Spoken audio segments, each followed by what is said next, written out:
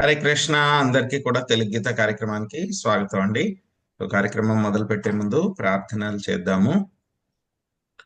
ఓం అజ్ఞానాతిమిరాంధస్య జ్ఞానాంజనశలాకయా చక్షురున్మిళితం యేన తస్మై శ్రీ గురవే నమః. నమో ఓం విష్ణుపాదాయ కృష్ణప్రష్టాయ భూతలే శ్రీమతే భక్తి వేదాంత స్వామినితి నామినే. నమస్తే సరస్వతే దేవే గౌరవాణి ప్రచారిణే నిర్విశేష శూన్యవాది పాశ్చాత్య దేశతారిణి. జయ శ్రీ కృష్ణ చైతన్య ప్రభు నిత్యానంద శ్రీ అద్వైత గదాధర శ్రీవాసాది గౌర భక్త వృంద. హరే కృష్ణ కృష్ణ కృష్ణ హరే హరే హరే రామ రామ రామ హరే హరే.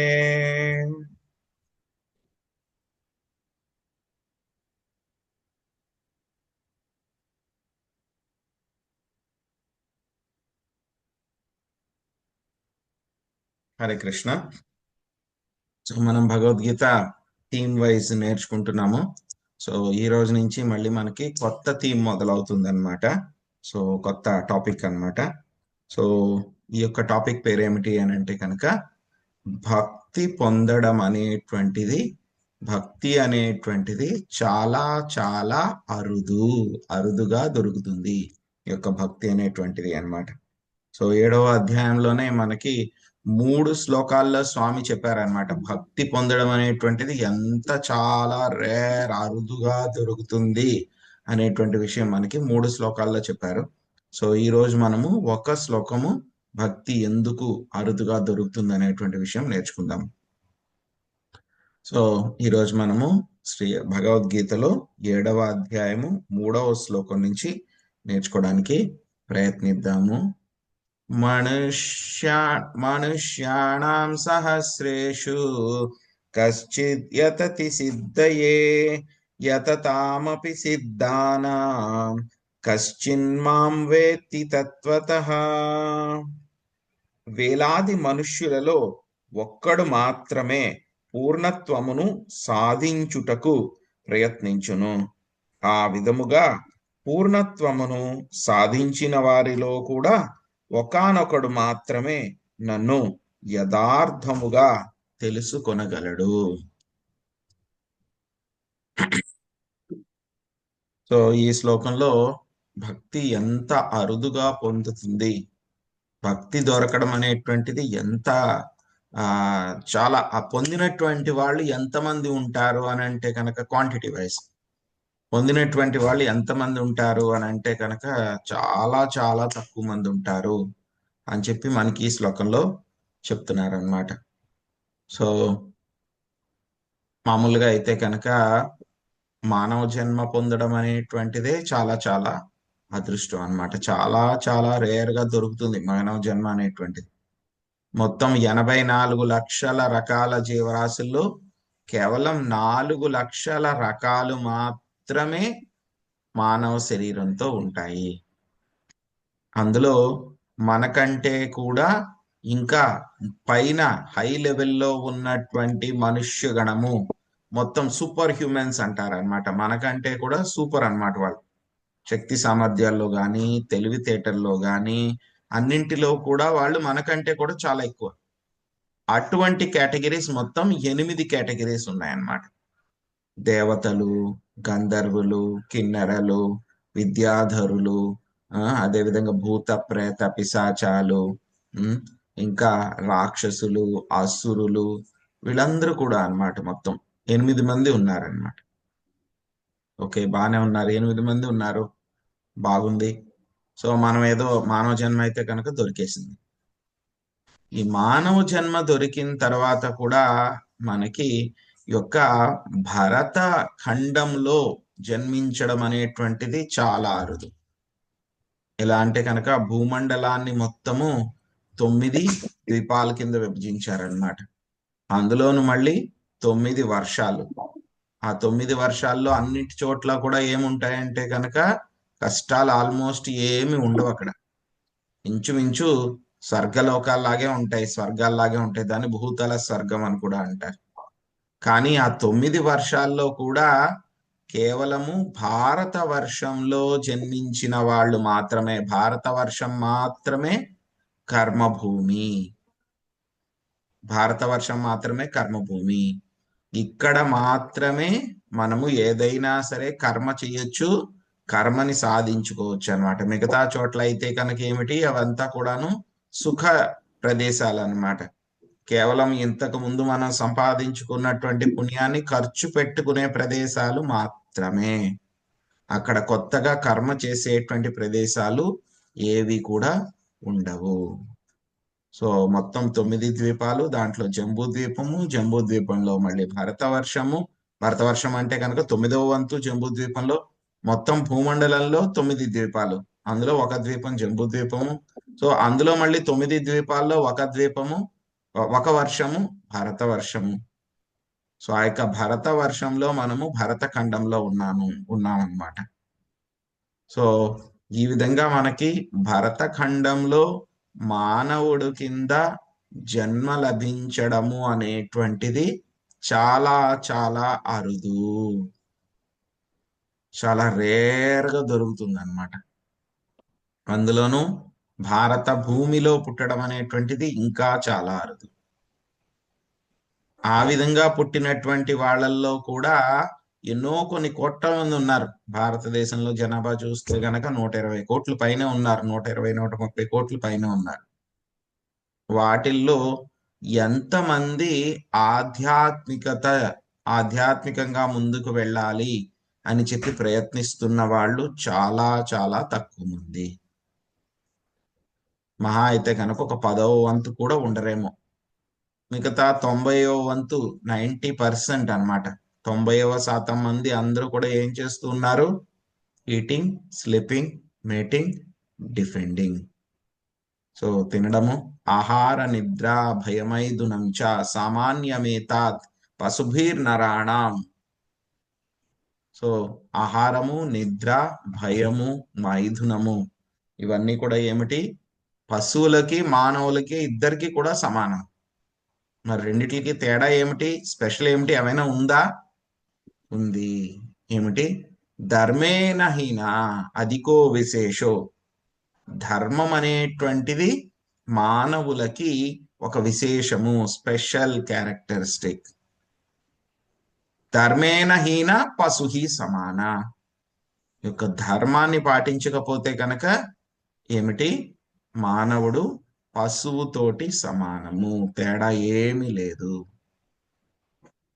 సో మొత్తం ఇంత భరతఖండంలో పుట్టడము, అందులో భారతదేశంలో పుట్టడము, పుట్టిన వాళ్ళల్లో కూడా 90% మంది ఆహార నిద్ర భయమైదునం. సో పశువులతో సమానంగా వాళ్ళందరూ కూడా బతుకుతూ ఉన్నారు వాళ్ళు. సో ఆ 90%లో కూడా మళ్ళీ ఒక 10%, 10వ వంతు కంటే తక్కువ. ఆ 10వ వంతు కంటే కూడా తక్కువ ఉన్నటువంటి వాళ్ళు మాత్రమే ఈ యొక్క ఆధ్యాత్మికత వైపు ముందుకు వెళ్ళడానికి ప్రయత్నిస్తారు అని చెప్పి స్వామి చెప్తున్నారు. మనుష్యానం సహస్రేషు, వేలాది మందిలో ఒక్కడు మాత్రమే. కశ్చిద్ యతతి సిద్ధయే. సిద్ధయ అంటే కనుక పరిపూర్ణత్వాన్ని పొందడానికి, యతతి అంటే కనుక ప్రయత్నిస్తూ ఉంటాడు.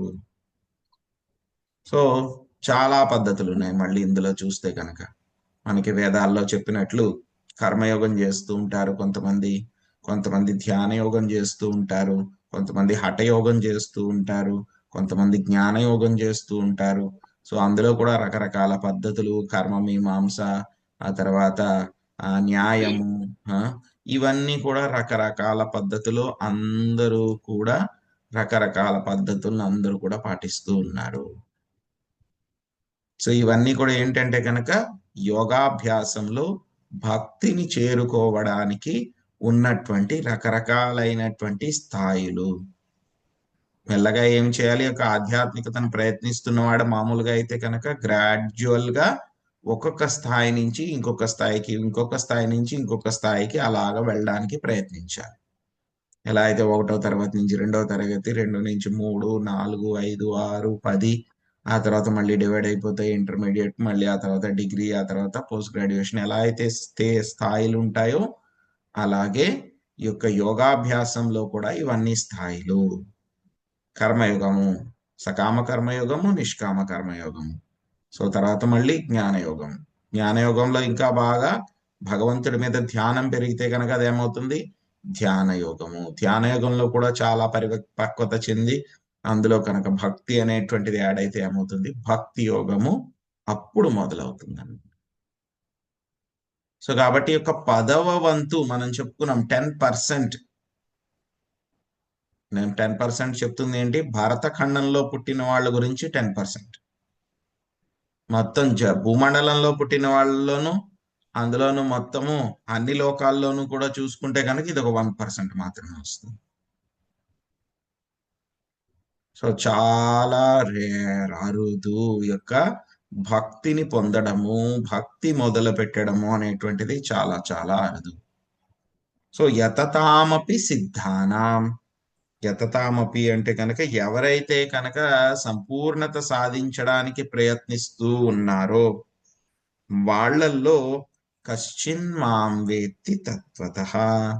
తత్వతః దీని గురించి మళ్ళీ మనం చర్చించుకుందాం. కశ్చిన్ మాం వేత్తి తత్వతః. కశ్చిత్ అంటే కనుక ఒక్కడు.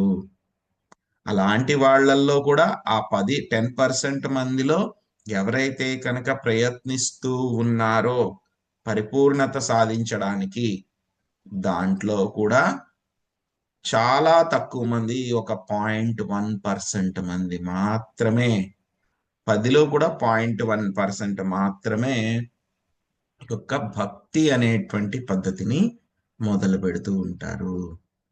భక్తి సాధన అనేటువంటిది మొదలు పెడుతూ ఉంటారు. సో ఈ యొక్క 0.1% లో కూడా ఏంటి అనేది కొంచెం చూద్దాం. యాక్చువల్గా చూస్తే కనుక ఈ యొక్క భక్తి అనేటువంటిది చెయ్యడము చాలా తేలిక. భక్తి అనేటువంటిది చేయడము చాలా తేలిక.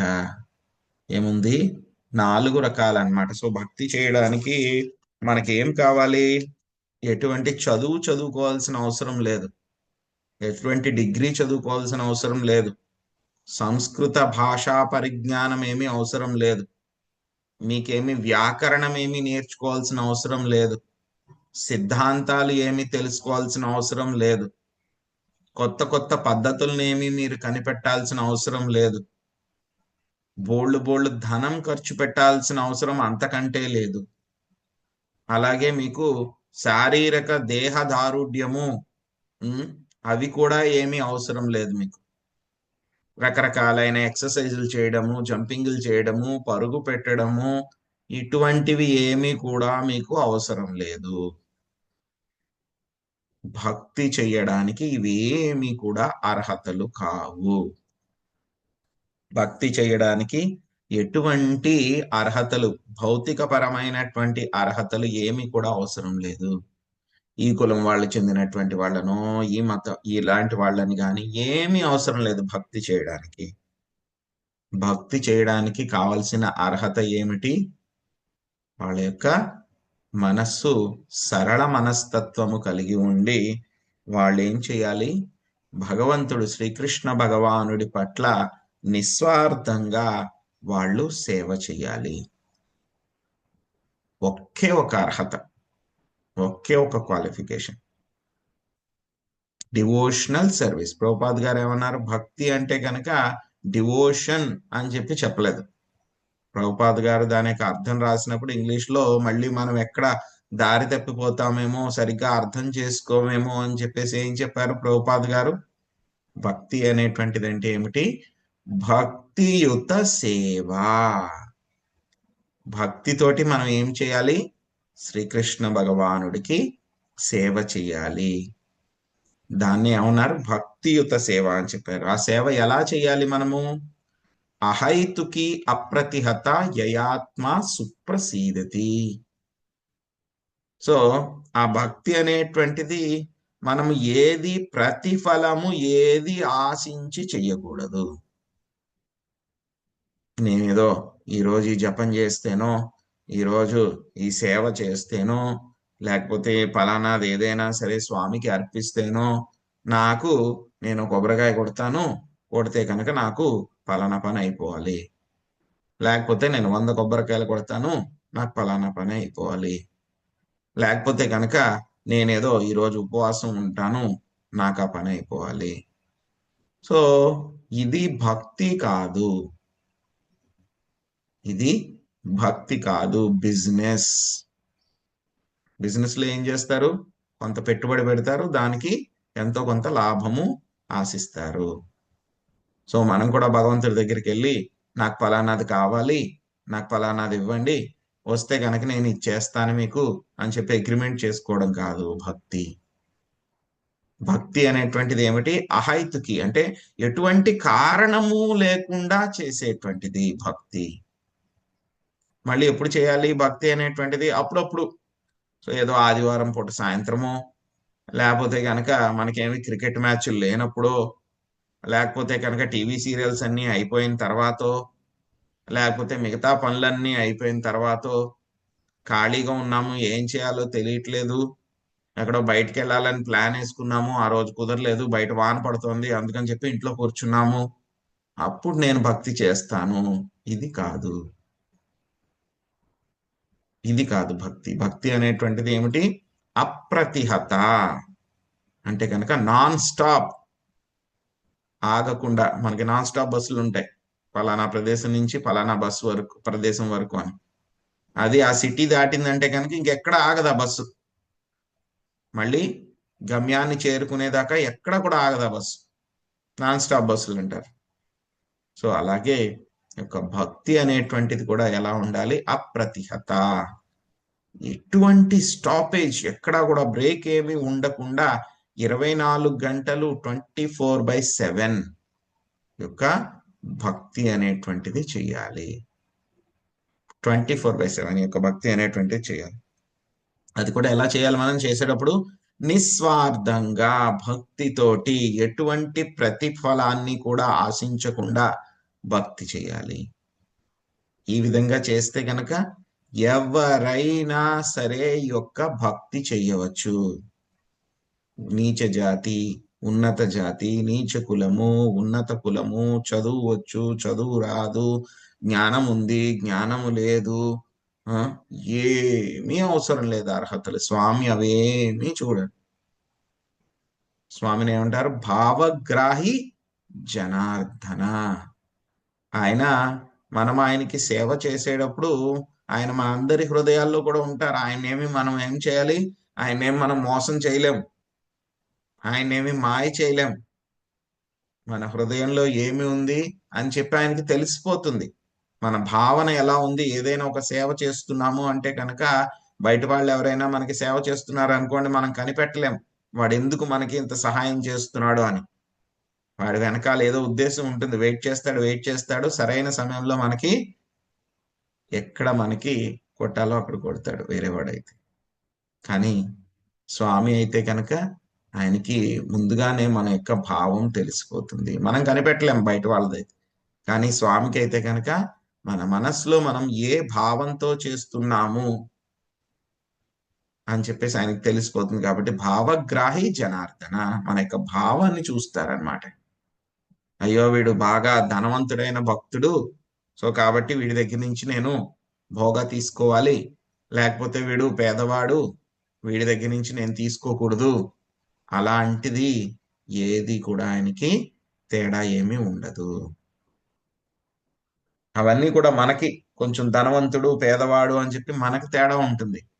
కానీ ఆయనకు ఉన్నటువంటి ఐశ్వర్యంతో పోలిస్తే కనుక ఆ ధనవంతుడు పేదవాడికి పెద్ద తేడా ఏమీ ఉండదు ఆయనకి.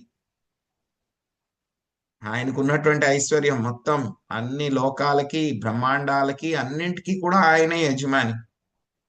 మనం ఎంత ఆ బ్రహ్మాండంలో ఒక చిన్న ముక్క ఏదో పెట్టుకుని నేను ధనవంతుణ్ణి, ఏవో కొన్ని డబ్బులు పెట్టుకుని, ఇంత బంగారం పెట్టుకుని నేను ధనవంతుణ్ణి, వాడికి ధనం లేదు అనుకుంటున్నాం. కానీ ఆయన ధనంతో కంపేర్ చేస్తే కనుక మన ఇద్దరికి పెద్ద తేడా ఏమి లేదు ఆయనకి. ధనవంతుడికి, సో కాల్డ్ ధనవంతుడికి ఆ పేదవాడికి ఆయన ఏమి తేడా ఉండదు. కాబట్టి ఆయన అవి చూడడు. ఆయన మన యొక్క భావము చూస్తారు ఆయన. సో ఇంకా మరింత తేలిక భక్తి చేయడం అనేటువంటిది ఇంత తేలిక అంటున్నారు. ఆ తర్వాత ఎంత అర్హతలేమీ అవసరం లేదంటున్నారు. భక్తి చేయడానికి అర్హతలేమీ అవసరం లేదంటున్నారు. మరి ఎందుకు అందరూ చేయట్లేదు ఈ భక్తి? ఎందుకు మరి అందరూ చేయట్లేదు ఈ భక్తి? చాలా తేలిక, డబ్బులు ఖర్చు పెట్టక్కర్లేదు. ఆ వేరే వేరే పెద్ద పెద్ద సాధన చేయాల్సిన అవసరం లేదు, డిగ్రీలు తెచ్చుకోక్కర్లేదు, చదువుకోక్కర్లేదు, ఏ మంచి మంచి కులాల్లో పుట్టక్కర్లేదు. సో మరి ఇవన్నీ లేనప్పుడు అందం ఉండాల్సిన అవసరం లేదు, తెలివితేటలు ఉండాల్సిన అవసరం లేదు, ఏమీ అవసరం లేదు. మరి అందరూ ఎందుకు చెయ్యట్లేదు భక్తి? అందరూ కూడా ఏం చేస్తున్నారు? కర్మయోగము, జ్ఞానయోగము, వాటి వెనకాల ఎందుకు పెడుతున్నారు? అందరూ కూడాను భక్తి చేయడం అనేటువంటిది ఎందుకు చాలా అరుదుగా దొరుకుతుంది? సుకృతి ప్రభుజీ, సుకృతి లేక గత జన్మ సంస్కారాలు. సో దానికి ఏంటంటే కనుక మనకి సందర్భాలో చెప్తారనమాట. సందర్భాల్లో మనకి చెప్తారు. ఎవరు చెప్తారు? శివుడు పార్వతీదేవికి చెప్తారనమాట. సో ఏదైనా సరే మనము పుణ్యకర్మలు చేస్తే గనక మనకేమవుతుంది? మంచి మంచి ఫలితాలు వస్తాయి. స్వర్గలోకాలకు వెళ్ళడము, అక్కడ మనం ఎంజాయ్మెంట్ చేయడము, ఇవన్నీ కూడా చాలా తేలిగ్గా వస్తాయి. అదేవిధంగా జ్ఞానయోగం చేస్తే గనక అది కొంచెం కష్టమే, చాలా కష్టమైనా సరే ఆ జ్ఞానయోగానికి సంబంధించిన ఫలితాలు కూడా వస్తాయి. కానీ వీళ్ళిద్దరూ కూడా ఎన్ని జన్మలు ప్రయత్నించినా సరే వీళ్ళకి భక్తి స్కూల్లో ఎంట్రన్స్ కూడా దొరకదు. బహునాం జన్మనాం అంతే అని అందుకే చెప్పారు మనకి స్వామి శ్లోకంలో. ఈ యొక్క కర్మయోగం చేసేవాళ్ళు, జ్ఞానయోగం చేసేవాళ్ళు, మిగతా యోగాలు చేసేవాళ్ళు ఎన్నో కొన్ని జన్మలు జన్మలు జన్మలు చేసినా సరే వాళ్ళకి భక్తి స్కూల్లో ఎంట్రన్స్ దొరకదు. భక్తి చేయడం ఈజీనే ఒక స్థాయి వరకు, కానీ ఆ భక్తి స్కూల్లో ఎంట్రన్స్ దొరకాలి అని అంటే కనుక అది చాలా చాలా కష్టం. మిగతా స్కూల్స్లో ఏమిటి? ఎంట్రన్స్ దొరకడం చాలా ఈజీ, ఎవరైనా సరే జాయిన్ అయిపోవచ్చు, ఎంట్రన్స్ ఏమి ఉండదు, మనం వెళ్తే చాలు మనం జాయిన్ చేసేసుకుంటారు. కానీ ఆ పద్ధతుల్లో ముందుకు వెళ్ళి ప్రోగ్రెస్ సాధించి పెర్ఫెక్షన్ సాధించడం అనేటువంటిది చాలా చాలా కష్టము. స్వామి 12వ అధ్యాయంలో కూడా చెప్పారు మనకి, క్లేశో దిగతరస్తేషాం అవ్యక్తాసక్త చేతసాం అవ్యక్తాహి గతిర్దుఃఖం దేహవద్భిరవాప్యతే. సో ఈ యొక్క అవ్యక్త నిరాకార బ్రహ్మాన్ని వాళ్ళు ఆరాధించేటువంటి వాళ్ళు ఆ పద్ధతిలో ముందుకు వెళ్ళడం అనేటువంటిది దేహదారులకు చాలా కష్టము. సో స్వామి చాలా కష్టం అని చెప్పి ఆయనే డిక్లేర్ చేస్తున్నారు. మరి కష్టమైంది స్వామి డిక్లేర్ చేసినప్పుడు, ఆయనే కష్టం అని చెప్పి చెప్తున్నప్పుడు ఇంకా మనకెంత కష్టంగా ఉంటుంది? కాబట్టి దానికి వెళ్ళడంలో ఎటువంటి ప్రయోజనం లేదు. మరి కష్టమైనా సరే అందరూ అక్కడే ఎందుకు ఉంటున్నారు?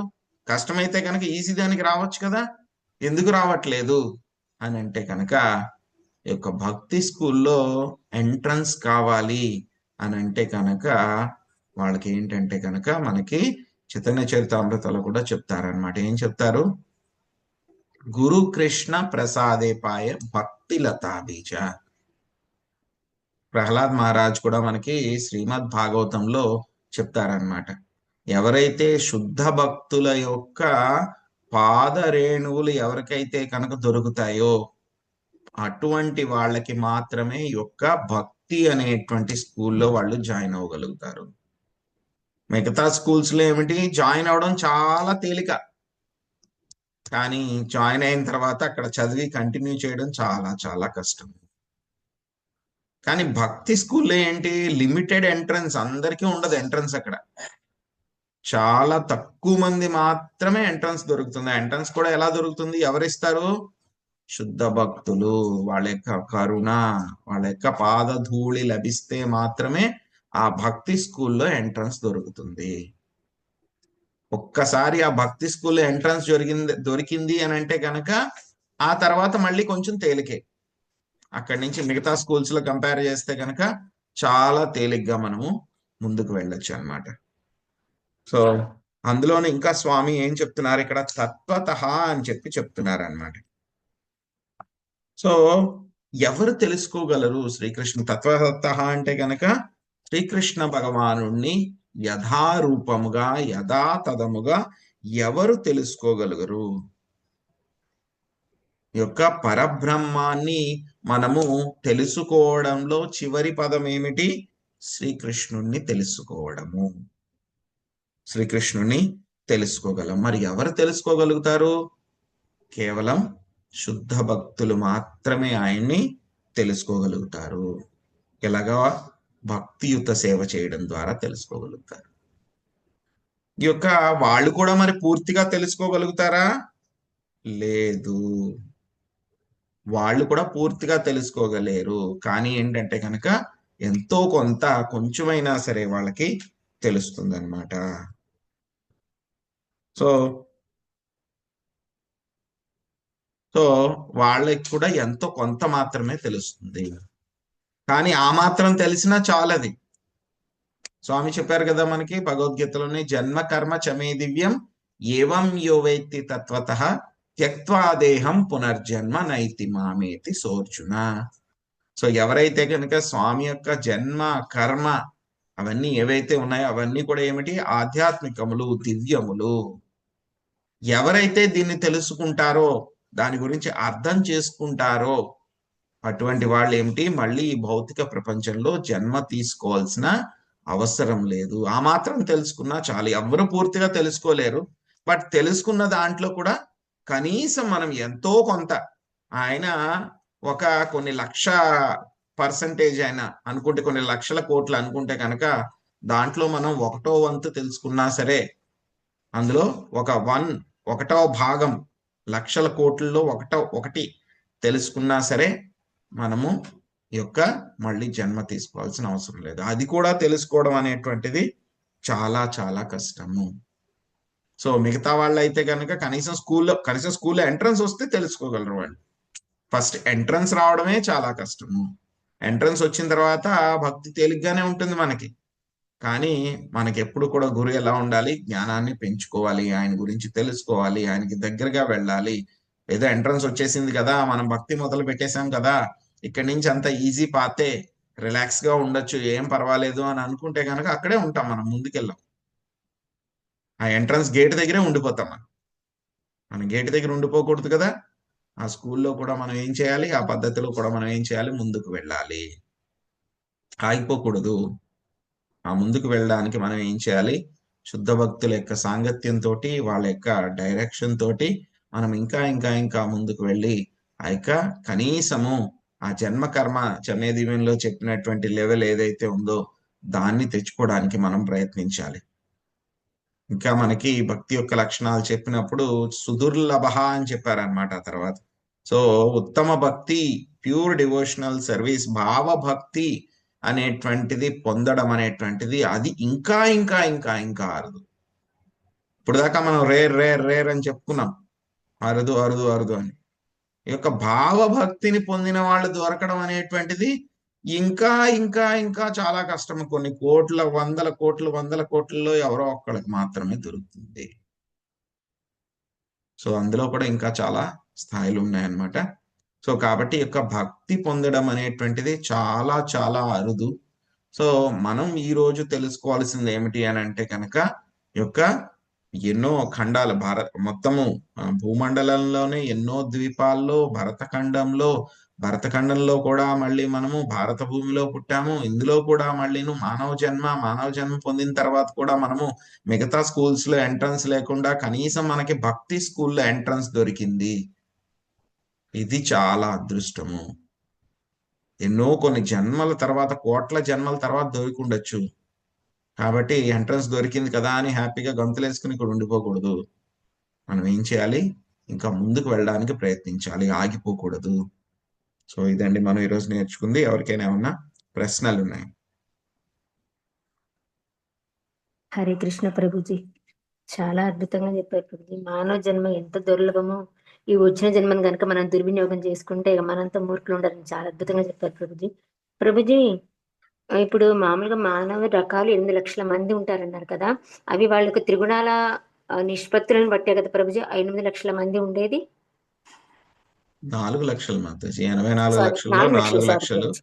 సో ఆ 4 లక్షల్లో డివిజన్స్ నాకు తెలియదు మాతాజీ ఎలాగో ఏంటి. ఓకే ప్రభుజీ, ఇంకోటి మీరు చెప్పారు కదా, దేవతలు, గంధర్వులు, విద్యాధరులు వాళ్ళంతా కూడా ఈ 4 లక్షల కేటగిరీలో రారా ప్రభుజీ? 4 లక్షల్లో వాళ్ళందరూ కూడా సూపర్ హ్యూమన్స్ అన్నమాట. వాళ్ళందరూ కూడా 4 లక్షల్లో వాళ్ళు మేజర్ డివిజన్స్ అన్నమాట. దాంట్లోనే ఇంక్లూడ్ అవుతారు కదా ప్రభుజీ? దాంట్లోనే 4 లక్షల్లోనే. ఓకే ప్రభుజీ, చాలా బాగుంది ప్రభుజీ. హరే కృష్ణ. Thank you Prabhuji. హరే కృష్ణ. వాళ్ళు ఒకసారి ఎవరెవరు చెప్పరా ప్రభుజీ? మాతాజీ అది అదే దేవతలు, ఆ తర్వాత గంధర్వులు ఉంటారు, ఆ తర్వాత భూత ప్రేతాలు ఉంటారు, విద్యాధరులు. ఆ తర్వాత అసురులు ఉంటారు. సో కిన్నెరాసు, విద్యాధరాసు, చారణాసు వీళ్ళందరూ కూడా ఉంటారు. ఇంకా చాలా మంది ఉపదేవతలు ఉంటారు, మెయిన్ దేవతలు ఉంటారు మాతాజీ. ఎగ్జాక్ట్ గా నా కేటగరైజేషన్ 8 గుర్తులేదు, బట్ ఇంతవరకు గుర్తున్నారు. Okay Prabhuji, thank you. అయితే రాక్షసులు హైయర్ సోల్సా ప్రభుజీ? మనకంటే కూడా ఎక్కువే. ఓ అవునా, okay Prabhuji. Hare Krishna. Hare Krishna Prabhuji. Thank you Prabhuji. Hare Krishna. వాంఛాకల్పతరుభ్యశ్చ కృపా సింధుభ్య ఏవ చ పతితానాం పావనేభ్యో వైష్ణవేభ్యో నమో నమః.